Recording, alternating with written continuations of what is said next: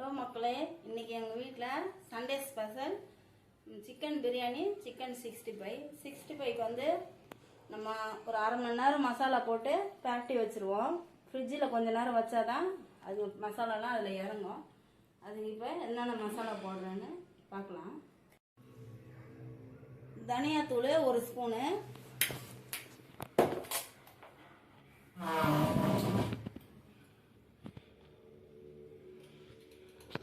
தூள் 1.25 ஸ்பூனு. இந்த மிளகா இந்த அளவுக்கு தான் போடுறேன்.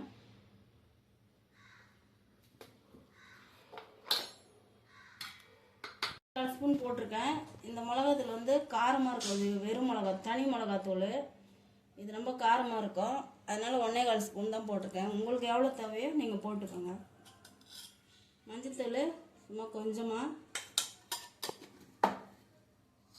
கேசரி பவுடர் போட்டுக்கோங்க.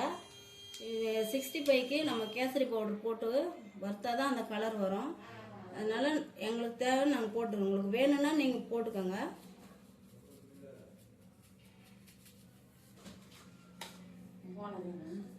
இதில் 1 ஸ்பூனு தயிர்,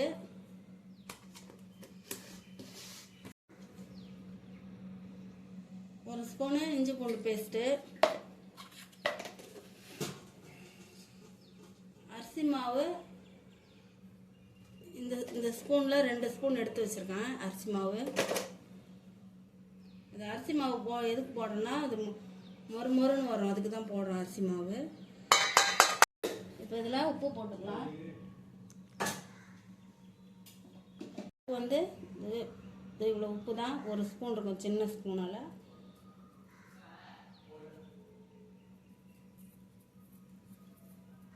கையை விட்டு கலந்துட்டு அதுக்கப்புறம் முட்டை எலுமிச்சைப்பழம் பாதி கட் பண்ணி வச்சுருக்கேன், அதையும் போட்டுக்கலாம். நான் வேறு எந்த மசாலாவுமே போட மாட்டேன். சிக்கன் 65 மசாலா எதுவுமே போட மாட்டேன். இது மட்டும்தான், இதை போட்டு தான் நாங்கள் வறுப்போம்.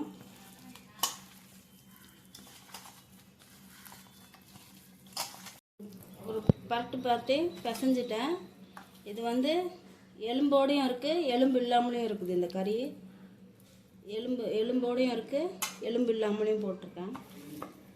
இப்போ இதில் முட்டை உடச்சி ஊற்றிக்கலாம். முட்டை வந்து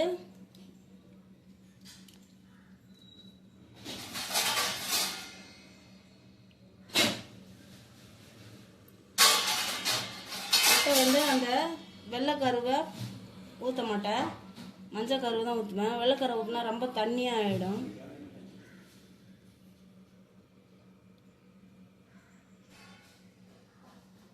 இந்த மஞ்சள் கருவை தான் அதில் போடுவேன். முட்டையை உடச்சி ஊற்றி பிசைஞ்சு விட்டுக்குவோம் கையில். பிசைஞ்சிட்டு அதுக்கப்புறம் நம்ம லெமனு இவ்வளோ வேண்டாம், புளிக்கும், தயிர் போட்டிருக்கோம். இது வந்து அந்த புளிப்பு வந்து அந்த சிக்கனில் இறங்கணும். அதுக்கு தான் இந்த லெமனு. இதில் வந்து நம்ம சும்மா கொஞ்சமாக ஊற்றினா போதும்.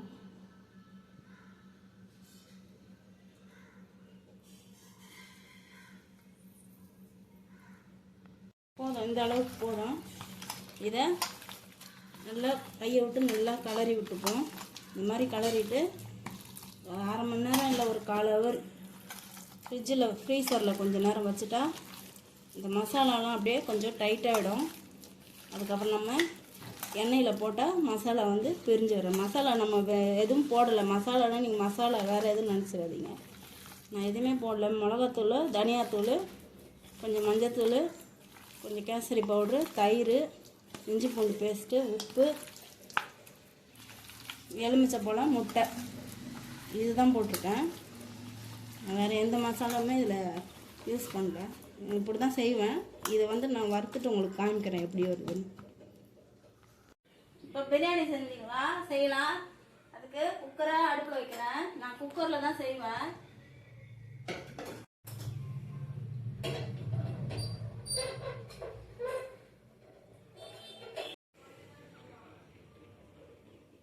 ஊற்றிக்கலாம். எண்ணெய் வந்து ஒரு 50 கிராம் எண்ணெய் போதும். இந்த எண்ணெய் நெய் ஊற்றுறோம்ல, அதனால் எண்ணெய் அது போதும்.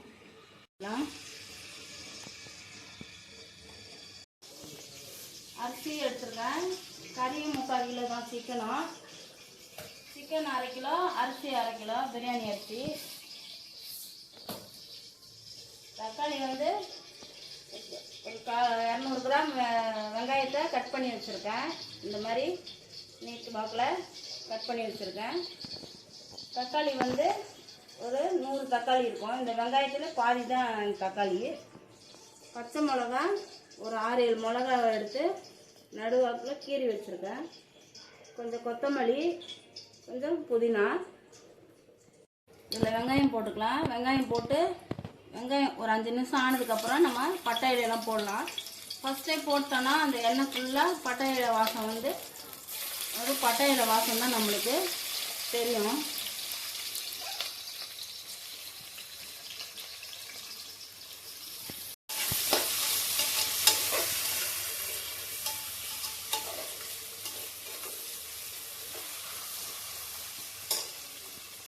வெங்காயம் வதங்குறதுக்கு ஒரு 1/2 ஸ்பூனு உப்பு போட்டுக்கலாம்.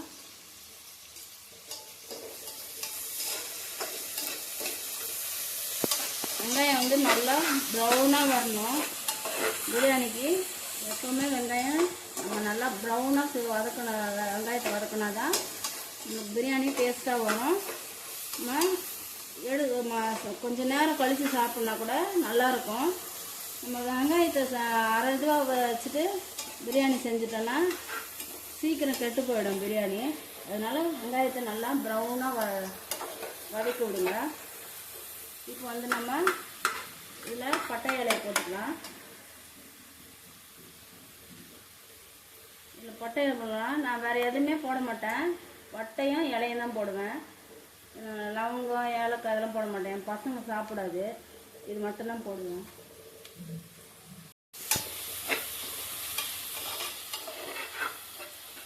வெங்காயம் நல்லா ப்ரௌன் ஆகட்டும். நல்லா வெங்காயம் ப்ரௌன் ஆகிடுச்சு. இஞ்சி பூண்டு பேஸ்ட் போட்டுக்கலாம். போட்டு இஞ்சி பூண்டு பேஸ்ட் அதில் போட்டு கொஞ்சம் நம்ம கிண்டி விடுவோம்.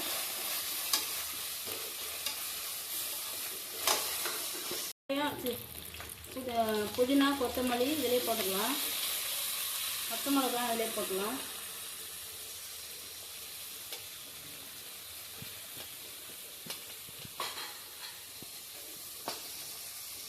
போட்டு ஒரு கலரி விடுவோம். அடி பிடிக்கும். இஞ்சி பூண்டு பேஸ்ட் போட்டோன்னே அடி பிடிக்காத மாதிரி நம்ம கலரி விட்டுருக்கோம். கலரி விடணும். இந்த மாதிரி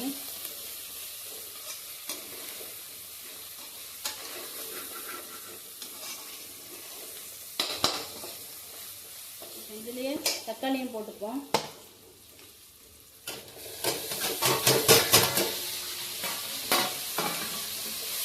தக்காளி போட்டு கலரி விடுவோம்.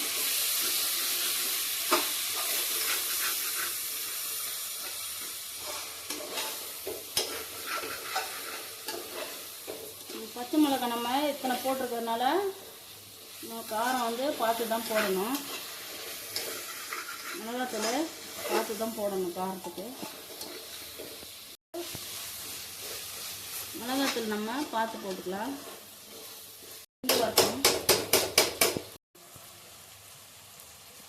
தயிர் 1 ஸ்பூனு. தக்காளி வதங்கினோன்னே தயிர் அதில் சேர்த்துக்கலாம். இந்த தக்காளியோட கலரி விடுவோம். இந்த சின்ன சின்ன கட்டியாக இருக்குது தயிர், அதெல்லாம் கொஞ்சம் நல்லா க்ரீமியாக வரும்.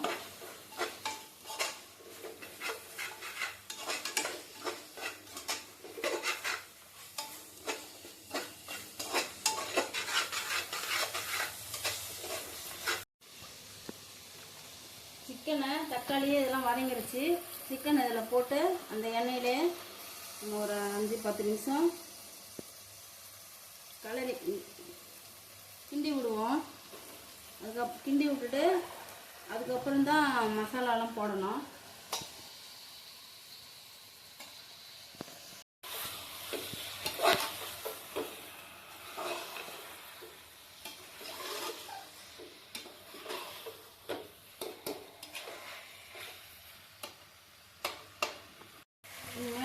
பச்சை மிளகாய் போட்டிருக்கோம். அதனால் மிளகாத்தூள் நம்ம பார்த்துட்டு தான் போகணும். அரிசிலாம் போட்ட பிறகு காரம் பத்தலைன்னா அப்புறம் போட்டுக்கலாம். வந்து நிறைய போட்டுறக்கூடாது, இன்னும் கொஞ்சமாக 3/4 ஸ்பூன் போதும். நம்ம எப்பவுமே பிரியாணியில் வந்து தனியாத்தூள் கம்மியாக தான் போடணும். இல்லைன்னா இந்த தனியாவோட ஃப்ளேவர் வந்து சிக்கன் பிரியாணிக்கு வந்து அந்த தூளோடைய ஃப்ளேவர் தான் அதிகமாக தெரியும். கரம் மசாலா போட்டுக்கலாம். கொஞ்சமாக போட்டுக்கோங்க, நிறையா வேண்டாம். 1 ஸ்பூன் தான் இருக்கும். நம்ம மிளகாத்தூள் போட்டோம்ல அதில் 1 ஸ்பூன் தான் இருக்கும். நான் கேசரி பவுட்ரு போட மாட்டேன் பிரியாணியில். அந்த கலர் போடாமல் அது எப்படி கலர் அந்த பிரியாணி கலருக்கு அதே தான் நாங்கள் சாப்பிடுவோம். அதுக்கு கொஞ்சம் லைட்டாக மஞ்சள் மட்டும் போட்டுப்பேன். உப்பு போட்டுப்போம். ஏற்கனவே வெங்காயம் வதக்கிறதுக்கு 1/4 ஸ்பூன் போட்டிருக்கேன். இப்போ கறிக்கு உப்பு போட்டுக்கலாம். நம்ம இப்போ தண்ணி ஊற்றி இதை வேக வைப்போம். அப்போ நம்ம உப்பு பார்த்துட்டு பத்தலைன்னா இந்த கறிக்கு போடணும். இது கரெக்டாக தான் இருக்கும். நம்ம 2வது அரிசி போடும் போது உப்பு போடணும். இந்த சிக்கனு இதெல்லாம் வந்து நம்ம கலரி விடுவோம். நான் எப்போயுமே சிக்கன் பிரியாணி செஞ்சால் ஒரு குக்கரில் ஒரு விசில் வச்சு கறியெல்லாம் போட்டு இந்த மசாலா தாளிச்சிட்டு ஒரு விசில் வச்சு அதுக்கப்புறம் தான் அரிசியை போட்டு ஒரு விசில் வைப்பேன்.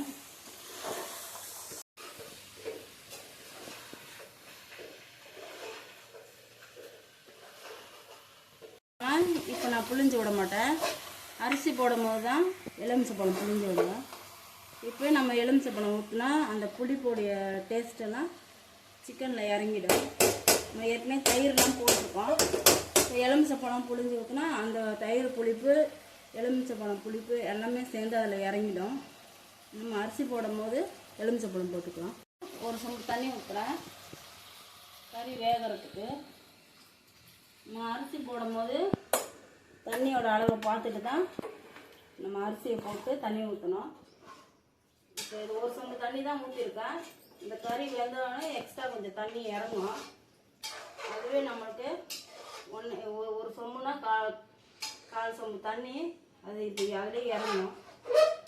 நம்ம அரிசி போடும்போது அளவு பார்த்துட்டு தான் அரிசி போடணும். ஒரு விசில் வர விடணும்.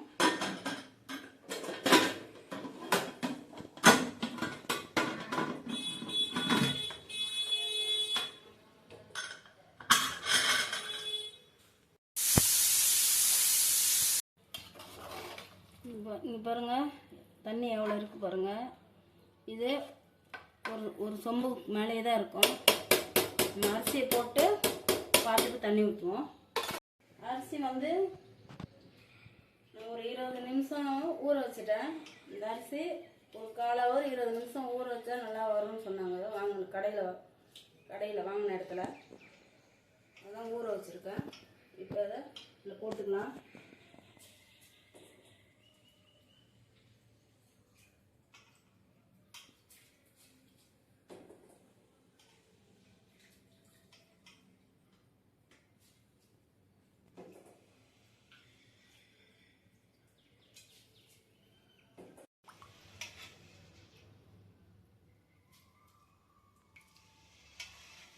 அரிசியை போட்டுட்டு அந்த சிக்கனோட நம்ம ஒரு கலரி விடுவோம்.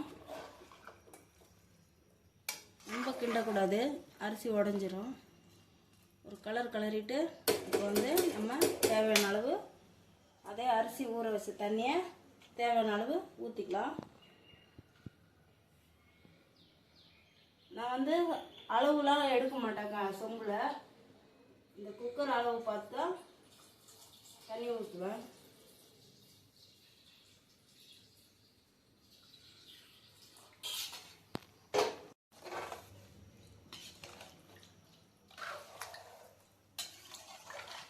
இப்போ இதில் தண்ணி உடச்சிக்கிறேன். காரெல்லாம் பார்த்துக்கலாம்.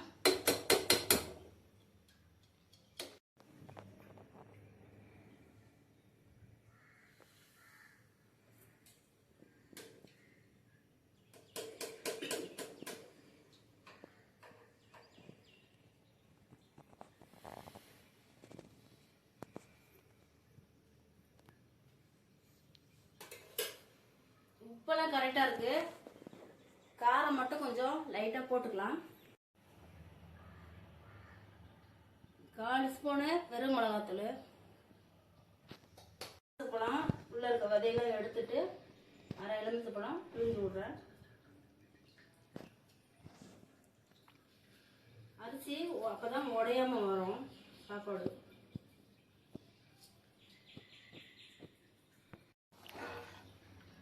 நம்ம விசில் மூடியை போட்டுடலாம். ஒரே விசில் வச்சு இறக்குனா போதும். அந்த தண்ணி வந்து எப்பவுமே இந்த போடுற அரிசிக்கு இந்த இந்த குக்கரோடைய அந்த இந்த ஸ்க்ரூ மாதிரி இருக்குல்ல, அந்த அளவு தான் தண்ணியை நான் அதுதான் அளவு வச்சுப்பேன். அதுக்கு மேலேயும் அரிசி போட மாட்டேன், அதுக்கு உள்ளேயும் ரொம்ப இதுவாக போட மாட்டேன். தண்ணியும் அரிசியும் அந்த இந்த கோட்டை விட்டு தாண்டி வராத மாதிரி நான் பார்த்துக்குவேன். எனக்கு தெரிஞ்ச அளவு இப்படி தான் நான் செய்வேன். மூடி போட்டுக்கலாம். மூடி போட்டு ஒரு விசில் மட்டும் வைப்போம். ஒரு விசில் மட்டும். கடாயை வச்சு 65 வறுக்கிறதுக்கு கடாயை அடுப்பில் வச்சு எண்ணெய் ஊற்றிக்கலாம். நம்ம இந்த வறுக்கிற யூஸ் பண்ணுற எண்ணெயை வந்து அடுத்ததுக்கு யூஸ் பண்ண மாட்டேன். அது வேஸ்ட்டாக கீழே தான் ஊற்றுவேன். நம்ம வறுக்கிறதுக்கு அளவுக்கு மட்டும் ஊற்றிப்போம். இது எண்ணெய் காயட்டும். காய்ஞ்ச பிறகு நம்ம 65 போட்டு எடுக்கலாம். நம்ம போட்டுக்கலாம். எண்ணெய் காய்ஞ்சிருச்சு. கரண்டியில் எடுத்தால் எனக்கு வேலைக்கு ஒரு கையில் போட்டு தான் எனக்கு வசதியாக இருக்கும்.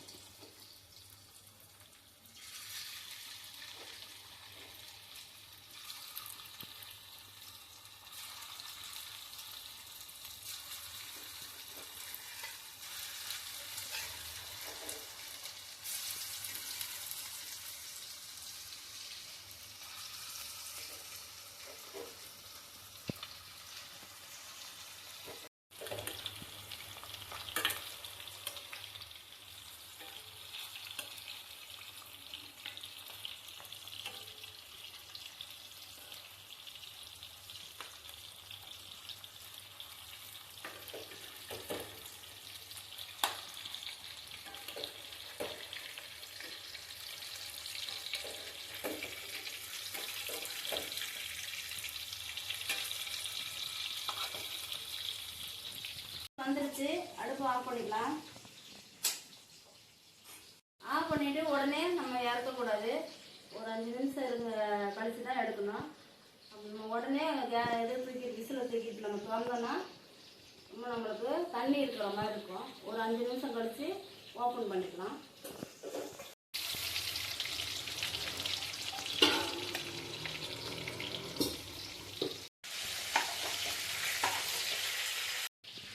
கேஸ்லாம் இறங்கிடுச்சு. இப்போ நம்ம கேஸ் இறங்கிடுச்சு. இப்போ நம்ம மூடியை ஓப்பன் பண்ணிக்கலாம்.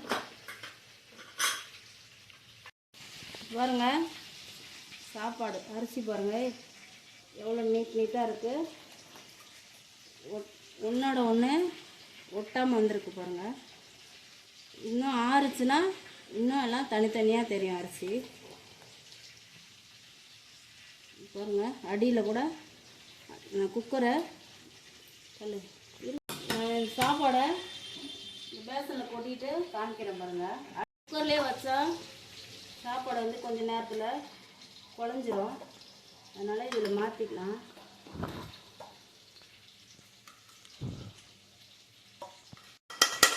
இது பாருங்க குக்கரில் கொஞ்சம் கூட ஒட்டலை பாருங்கள். கலரே போடல பாருங்கள். இந்த கலர் தான். நம்ம இந்த மிளகாத்தூள், தனியாத்தூள், மஞ்சத்தூள் கொஞ்சம் லைட்டாக லேசாக போட்டேன். கொஞ்சம் கரம் மசாலா, அவ்வளோதான். நான் வேறு எந்த மசாலாவும் போடலை, கலரும் போடலை. பாருங்கள் சூப்பராக வந்துருக்கு பாருங்கள் பிரியாணி.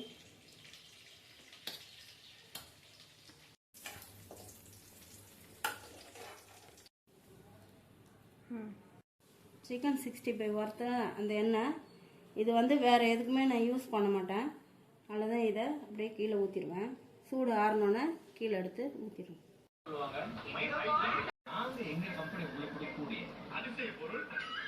வாங்க எல்லாரும் இன்னைக்கு சிக்கன் பிரியாணி சாப்பிடலாம். கொஞ்சம் பிரியாணி கூட கொஞ்சம் தயிர் பச்சடி. அந்த கூட்டு அறுத்து விட்டுருவாங்க, விட்டு பானை வச்சாங்கன்னா அது அப்படியே ட்ராப் ட்ராப்பா வந்து காலையில வந்து பார்த்தோன்னா அது வந்து ஆயிடும். கொஞ்சம் செம்மையா இருக்குங்க. நீங்களும் இந்த மாதிரி உங்க வீட்டுல செஞ்சு சாப்பிட்டு எல்லாரும் சந்தோஷமா இருங்க. இந்த வீடியோ உங்களுக்கு பிடிச்சிருந்துச்சுன்னா சப்ஸ்கிரைப் பண்ணுங்க ப்ளீஸ். தேங்க்யூ.